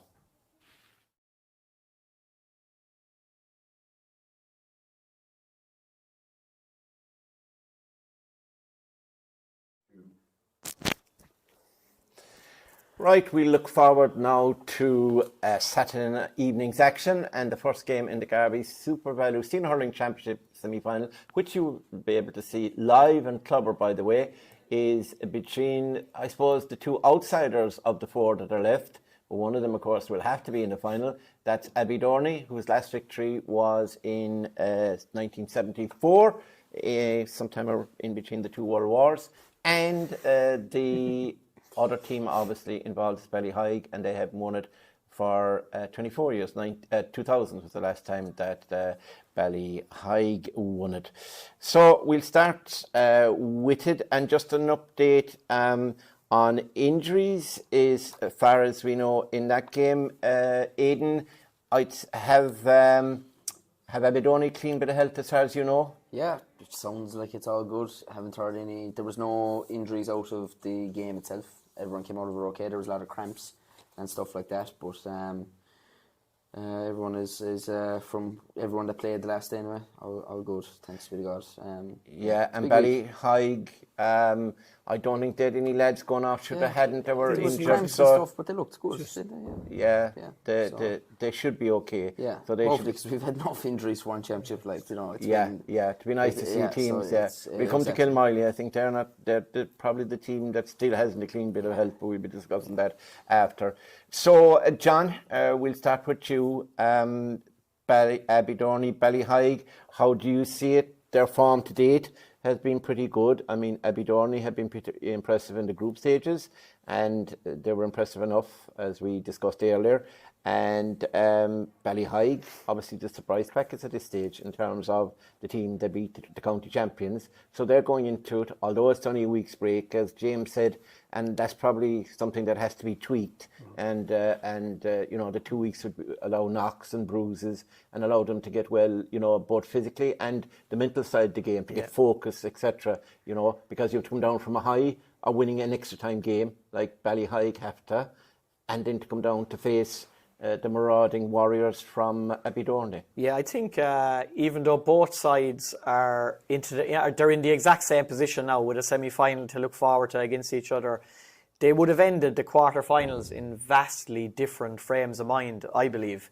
Like, Ballyheigue would obviously have been cock a hoop at knocking out the champions, and with their overall performance over 80 minutes, scoring 3 goals and 24 points in total, possibly beyond their wildest dreams of what they would have expected that morning, of what that side was capable of producing. So they'll be on top of the world. I don't think Abbeydorney would have been top of the world at all on Friday night leaving Austin Stack Park, especially with the 20 wides, the way they just barely scrambled themselves over the line in the finish. That was important to them. They haven't done it for a long time. Well, not a long time, but they don't do it normally. That's what I'm going on to say. Like, Oisin Mansell's goal, they managed to creep over the line at the end of the game. But in a strange sort of way, I think Abbeydorney have much more room for improvement than Ballyheigue had at the weekend. Ballyheigue played as good as they possibly could last Sunday. I think it was real high-level stuff. But I don't think Abbeydorney were near their best last Friday night. I believe that they will have gained a lot of confidence from the second half, not depending on Michael O'Leary to a huge degree as they had been in previous matches. I expect a massive game from him this Saturday. I think their defence is excellent. I think the likes of Philip Lucid, Eric Walsh, etc., they won't get the same space, I think, that they got even against Crotta the weekend. I just believe that even though their quarter-final performance was a lot worse than Ballyheige's, I think Abbeydorney are in a better position to win the semi-final. I just got a text there, I think. James O'Connor, torn hamstring. Oisin Mansell's Playing it all down. Oisin Mansell's gone to play as the rules with the Geelong Cats. They call that. Michael Airy got hit by a tennis ball and something. Yeah, no, They're out. he chased his greyhound and pulled a hamstring because his greyhound isn't fast. But anyway, James, Yes. matchups. Come What on. are the key Crucial ones. clashes? Like if you look at the Clashes. course, you wonder you have to target Michael Leahy, Yeah, and you have to negate Ronan Donovan's influence and James O'Connor. yeah. Their influence last Friday night, they were crucial. Everything good in their backs, those two were involved. So who'll mark Michael O'Leary? Really, it's like Colin is going to sit in to an extent. He'll sit in front of Derek gonna Carney. sit in, but like- Derek Carney's going to take him, surely. I think that. You think Michael that would didn't beat him takes in the away air? from Dara. That didn't takes away from Dara. He's not going to be Dara going made forward. 5 or 6 brilliant, absolutely do it brilliant though, ones. really, like- He But might Kieran have to, Casey can only- do that. Only on size. Like if you look at the rest of the backs, who else has got physical size? Yeah. No one else. Jeez, you go to Moscow. No one else. No, as you say, you could lose Massey Gaynor then maybe. Yeah. Like, Well, look at yeah, the you're rest- going to. That's you're the going thing to with have Michael. trouble. That's the beauty with Michael. Someone has to mark him. Yeah, and somebody that's- does. You immediately upset your opposition. You're upset with exactly. like Like, that. but what both teams have to remember is this game now takes on a different life. Yeah. As to what it was. What they have to forget totally now about last weekend. But like with that, they really had to park that. Because if they're trying to carry that wave on now with them, you could fall flat. Very, very flat. And Abbeydorney have to think, right, okay, this is not just St. Brendan's, let's tip away again, let's tip away. They'll get their eyes open pretty quickly against Ballyheigue of what level they need to be at. Both of them really need to pick up. But as you say, with the matchups, Colin is going to drop. On the opposition, who's going to take Michael Lean? And who's going to take Phil? Like Phil Lucid inside. Jed Mansell might take Brilliant Michael lad. Lean. Jed is a great marker, good marker. But can he handle Michael Lean? I don't think so. Yeah. It'll be one of. Don't think so. It'll be James. It has to be James.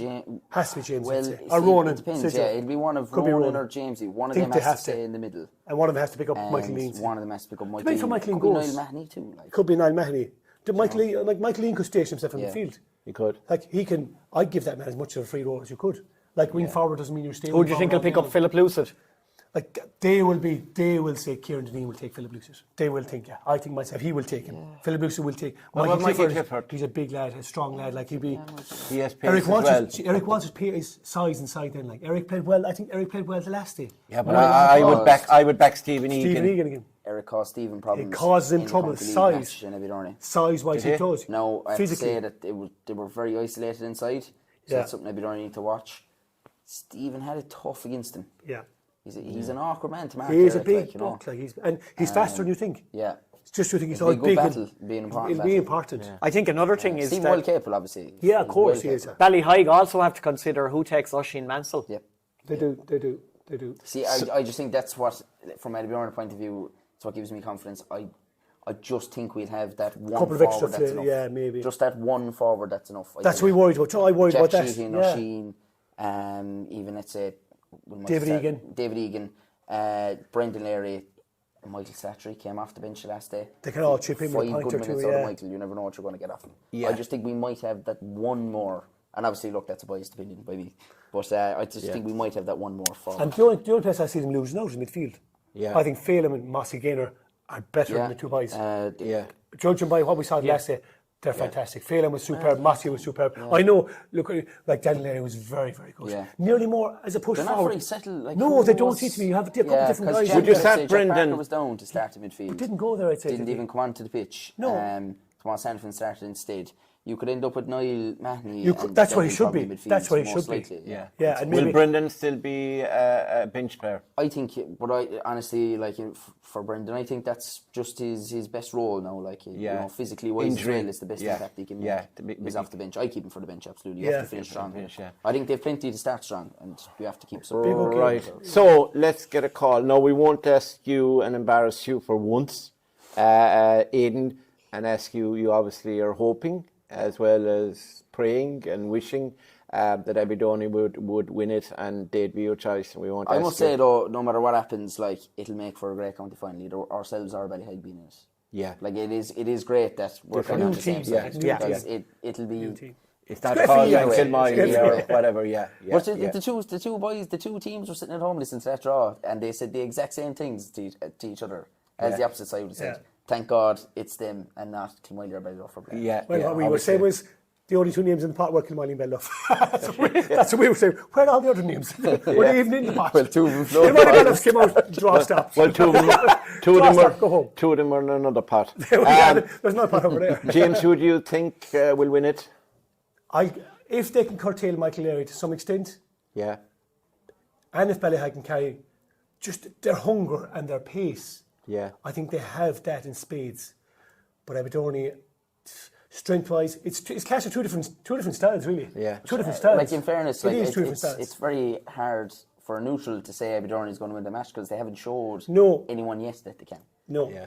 Like, you know, it's easier for me to say I think they can, but like, Yeah. we haven't seen that. they're able to James, do what that, do you so. think? I Give give the nod to the Higers. We'll give the nod to- I wrote them off last week. They won't Yes. appreciate it. So Yeah. I give the nod to Ballyheigue this week. Yeah, and you promise you won't steal any players to them go down No, the line. no. You wouldn't do that. Yeah, John. I'm going to go the opposite. I think Abbeydorney have more room for improvement. It's one of the reasons why I think Clare have a huge chance in the actual All Ireland hurling final on Sunday, because they didn't really play well in their last match, while Cork probably played to their potential against Limerick. I think there's more to come from Abbeydorney, and I don't think Ballyheigue will be able to play as good as they did last Sunday. So I give the nod to Abbeydorney. Yeah, well, I'm living there, so I should give them the nod, but I have a funny feeling that I am going to give them the nod. I could stop the Orient Express, so Brendan O'Sullivan has warned me, do not tip us. But you're talking about the All-Ireland final Sunday. Obviously, Cormac Lean, who's playing cornerback, is son of Edward, who played and won a county championship with St. Brendan's in 1990, and his grandfather would be Butch, who won a championship medal with Crotta in 1968.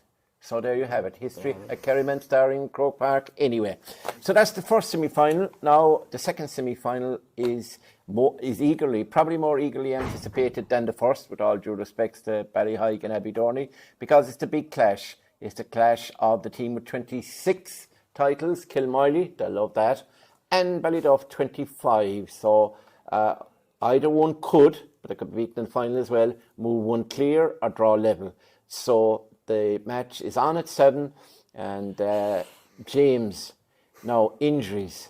Now I know you can't reveal all, obviously, but it's safe to say that Dougie Fitzell, I think it's well known in North Kerry that Dougie has a broken ankle, or he's some fractured ankle, he's something. Dougie won't be playing. I don't think he will. I wasn't there this week now with the lads, but from what I've heard from a lot of guys, he's not in good shape. But as for the rest of the lads, they all seem to train. Yeah. Like despite the fact that you weren't there. Like every other club, we're just patching fellas up with the breaks. The week's break, every club is the same. They're patching lads up. JC, some violin music, please. But no, all that being said, it's like Causeway again. This is Kilmowley Ballyduff. Yeah. This is two heavyweights going at it. Yeah. And like we both have that killer 15, 20 minutes where you can wipe another team out. Yeah. But both teams, as we've seen, have slept for another 10 minutes. So that'll keep us going. Now we'll have a little snooze. Yeah. So it depends how much damage can we do when we're on top, how much damage can they do when they're on top. Because there is going to be parts of this game where Kilmowley are going to have a dominate 15 minutes, Ballyduff going to dominate for 15 minutes, 20 minutes. Who can do the most damage and who can limit the other team to what they're doing at that time? Matchups going to be crucial. Matchups are going to be crucial. Personnel is going to be crucial. Who both teams get on the field. It's really, and who really stays on the field in terms of injuries, like Mossy O'Connor. He had a hamstring where it was torn off the bone or whatever, and he's back and he looked very good and sharp the last day. But a week later, what's he going to be like? Let's hope nothing happens, that he can get through the 60 minutes or whatever and play.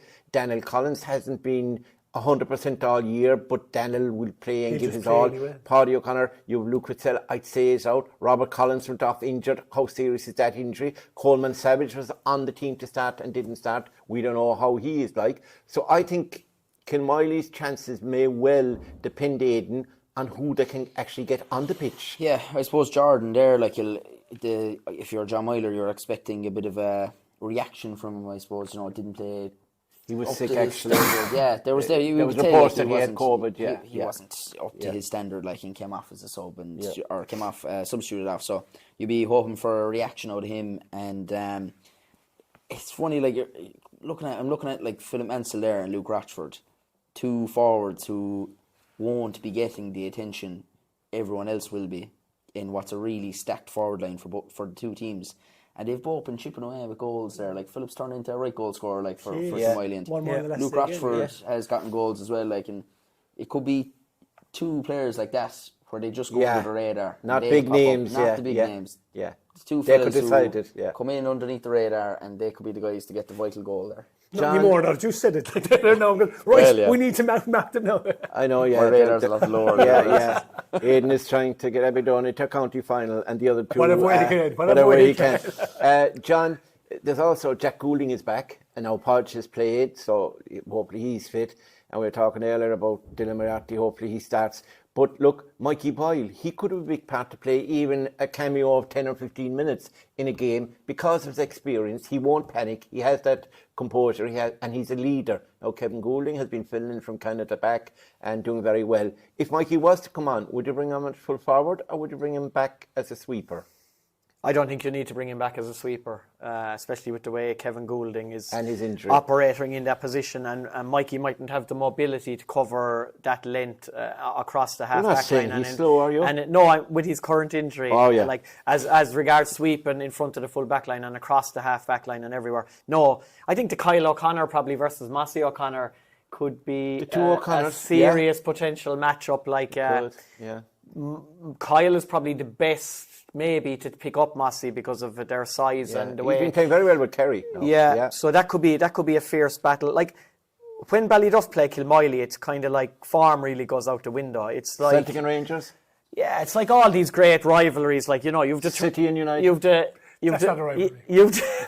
Liverpool and you've the 26-time champions against the 25-time champions, and neither will be happy to see like Causeway and Crotta as the most recent champions, and they will both feel that if they win this game, no disrespect to Abbeydorney or Ballyheigue, like there will be people in Kilmowley and Ballyduff, maybe not necessarily the current players, but who will feel that the winner of this game should be favourites to go on and win the championship. The natural order. It's going to be I don't necessarily feel that's going to be the case, but natural order. But that will be the feeling in general, like supremacists. Absolutely. It will be Ku Klux Klan. It will be a 50-50 match. Like, both of them have had their periods, like we said, where they've looked really good, and then within 10 minutes they're asleep and they're conceding loads of scores. So whoever is more consistent over the full course of the game, I actually think in the heel of the hunt, the return of Jack Goulding this week might just tilt the balance very, very slightly in favour of Ballyduff, because if you look at all the scores on both sides, this is an extra dimension that Ballyduff didn't have last weekend, and they still scored 315 without him. But he brings an awful lot to the party, as we saw in the earlier games. And it's not just his score, and it's his vision in creating goals and scores for other players. And with Dougie Fitzgerald probably out as well, and a doubt over Robert Collins. Like we said, we don't know the story with Coleman Savage. So I think Kilmowley... His father Jim would give you a bag of spuds, by the way. Kilmowley might just be that slightly small bit vulnerable at the back. And I think... down the middle of that defence. I think Jack Goulding... I think Jack Goulding's return might just tilt it in favour of Ballyduff. Aidan, if you were in charge of Kilmowley, God forbid, if you were in charge of Kilmowley, would you shift Ronan Walsh maybe back to defence? I wouldn't touch Ronan. I think he's nailed on to be... If we'd all-stars, like, he's a nailed-on all-star where he's been playing. Number 12, He's been class, in fairness. I wouldn't touch him. It's very hard to pick who does go there, though, in fairness, if there's no Dougie, like, and especially, like you said, because even it would have been fascinating to see how Dougie would have dealt with Jack Goulding there. Occupying him at centre-back. Like, I think he'd be ideal for Jack. Dougie likes to more mark the space rather than the man, like... So it would have been interesting to see what would have happened there. And let's not forget that the Dougie absence is on top of James Godley. So who's a massive player for Kilmowley. And their half-back line, if Robert doesn't start, is wiped out, more or less. Now, before we depress, They'd have to drop Daniel back there but not as a centre back. But he'll have to play. He'll have to drop out. he'll be in midfield. least, Daniel will be in midfield And- with Paddy Connor. I can guarantee you. He knows. You see the way he looks at us? No, it's fine. James Sure, knows, that's but fine. he's at pains and he's under instructions from John Myler to make his appearances and to be talking about Kilmowley very, very little and to give away nothing. So, John, if you have to watch this, I know you won't watch it, but you might get a clip. We are telling you now that James has told us absolutely nothing. We have other moles in Kilmowley. I don't No, it's a moles. I No, it's a- don't think Kilmowley can afford to drop Daniel Collins back. 5 points from It's play, very hard to and know the to way say, the way he played the last day, he made everything tick in that forward line. If you drop him back to midfield, I think you're weakening the forward line as well. You're already it's the hard, back line it's will hard, be it's very weakened. hard. I wouldn't drop him back. It's like a Well, really, if Yeah, maybe Tom might have to go back to a 6 again like he always was. Don't know. Look, it's would Tom have the legs with his injuries probably now? he says himself not. I mean, He he said probably no, wouldn't himself. Like no. he had to drop back at the end of that game. He still got, but Yeah. the one thing I say about that, he got 60 minutes under him. He got 60 did. minutes last day, Yeah. which Tom for the injuries he's had this year, brilliant stuff. I'd look at Ballyduff as well. What happened to him against Lixnaw? Kevin Goulden was named at 6. Yeah, He wasn't before. no. He was named at 15 to come back. Yes, yeah. Now Which is good you're a point. natural 6. Are you a natural 6? No, you're not. No. You step out, like, what is there? What are they going to do there? So we have to look at it ourselves. And like, it's their defence as well. Like, you kind of have to wonder. I know Jack Goulding's an X factor coming in. Yes, he is. Yeah. But so much revolves around Jack Goulding then. Yeah. Where do you lose out everywhere else? Yeah. Like Kilmowley, probably we have to look at Anthony ourselves as well. Kavanagh is a 2. What is he natural to? A wing back. He's a a good wing cornerback back. as well. No, good cornerback. He is. But he's a wing back. Adam Seagal.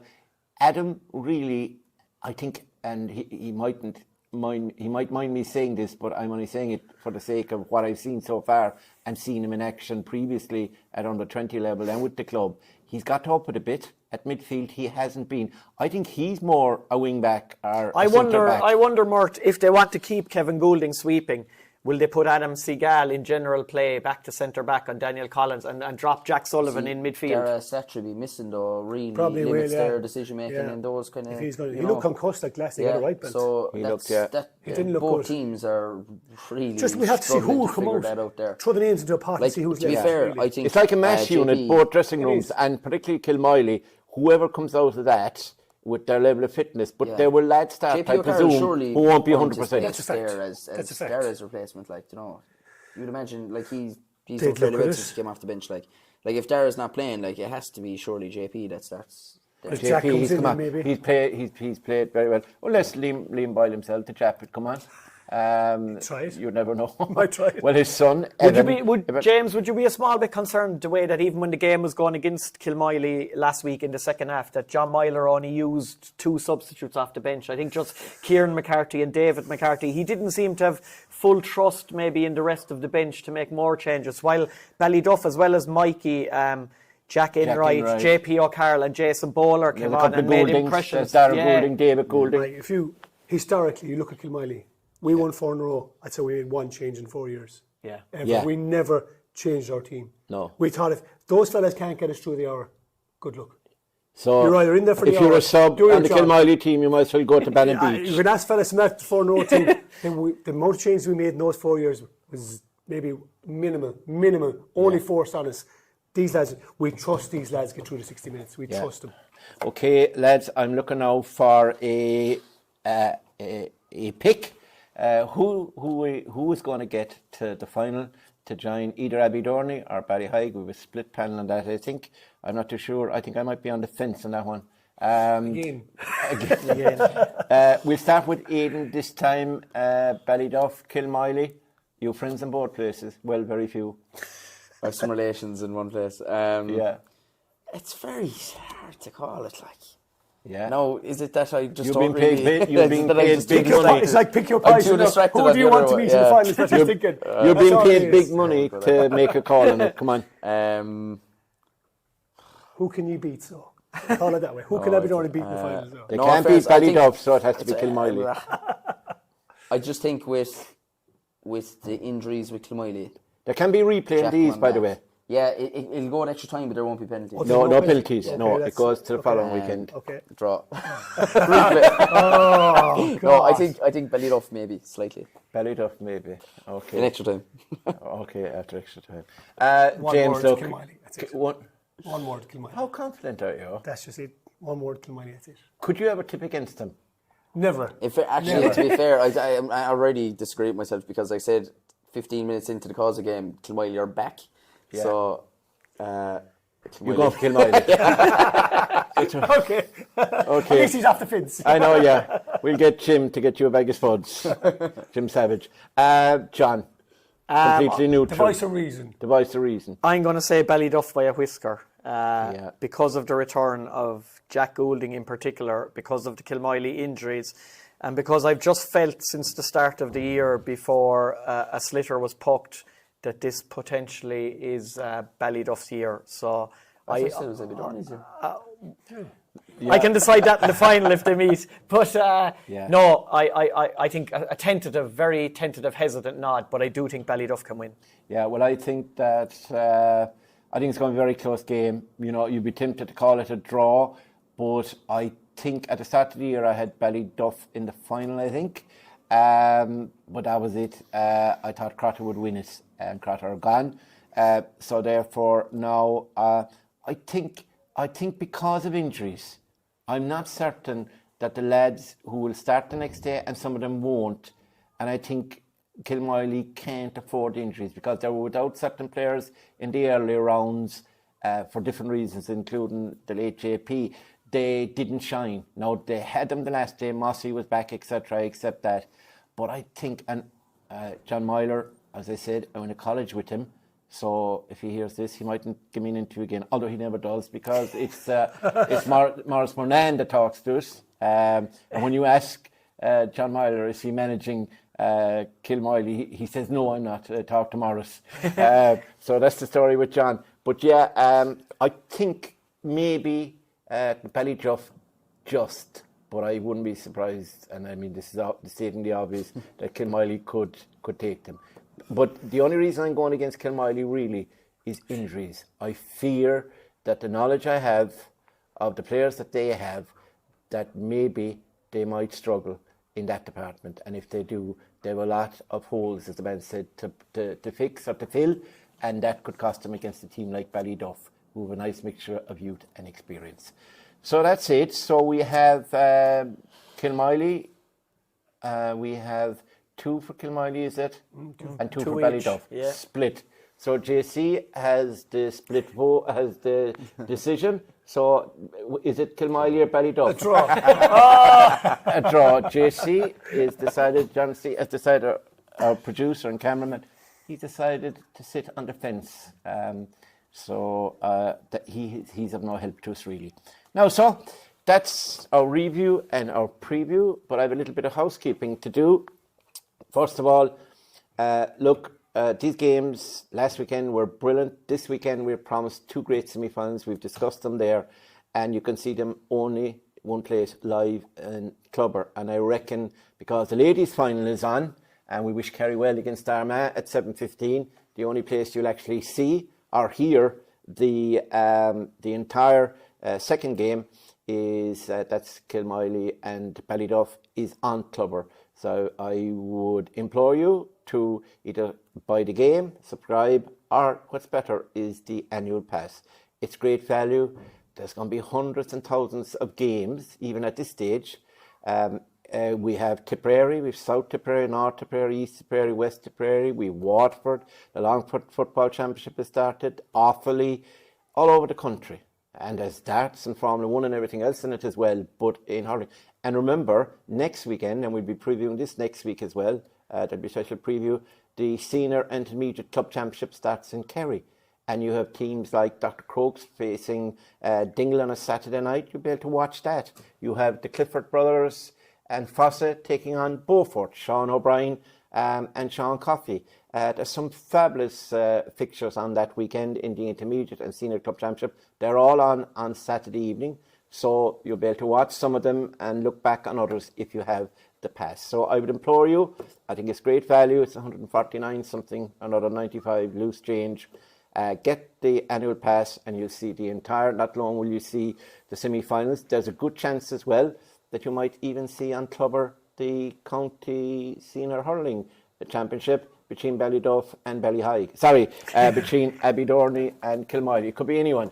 But that could be on, because that's on August the 4th, Sunday, August the 4th, as we understand it right now. And if it is, it's going to clash with the ladies' Prestige Cahar due course. So we might have a chance, we'll see, of bringing streaming live to the Kerry final as well. So look, it's great value, lads. And listen, forget those old things you have at home that you can watch it for free. This, obviously, camera work and commentators, etc., except James, have to be paid. And that means that it costs money to produce and to present the product. And I think so far the feedback has been great from everybody. And we thank you for your encouraging words as well. And we brought the games into your homes, and especially for the people that are away, the diaspora, and the older people who can't get to games like James McCarthy anymore. So there's an app. Is there a new app? There's a new app coming out. There's an Android app, and there will be an app for your iPhone as well. But the Android app is there, so you can have it on your phone for the younger generation. So there it is. So you have every incentive now. You have 2 semi-finals come up, possible final. You have a whole raft of club championship fixtures in Kerry and county championships in September, right up to the end of October. And after that, we'll probably be covering Camogie and everything else that moves. Club championships, Munster, you never know. So loads coming up. So listen, thanks for your support, but we need you now to subscribe and to buy that either annual pass, which I think is great value, and also you can actually buy the games individually if you want. So that's about it for now. I'd like to thank my panel. Very interesting discussion. We went on a bit longer than we intended. That's because the boys don't stop talking. But my middle name is Brevity, as you know. I would like to thank... Nobody believes that. Even Jaws wouldn't swallow that. Now, I'd like to thank John O'Dowd for your contribution. Well done, John. Thanks for coming in all the way. James McCarthy, as always, insightful and... a great knowledge. Obviously, he has 8 county championship medals, but no county intermediate medals. Still can't find one anywhere. And Aidan, our young man on the panel, who was able to open the door here and get us in tonight, we'd like to thank Aidan as well for his contribution. Obviously, he's deeply immersed in Abbeydorney, and we wish all the teams the weekend, Abbeydorney, Ballyheigue, Ballyduff and Kilmowley, all the best, and may the best 2 teams reach the final. So this is Mort Murphy signing off from this preview show and review, and also thank the man behind the camera, the man that makes all this happen, the genius that is John C. O'Shea.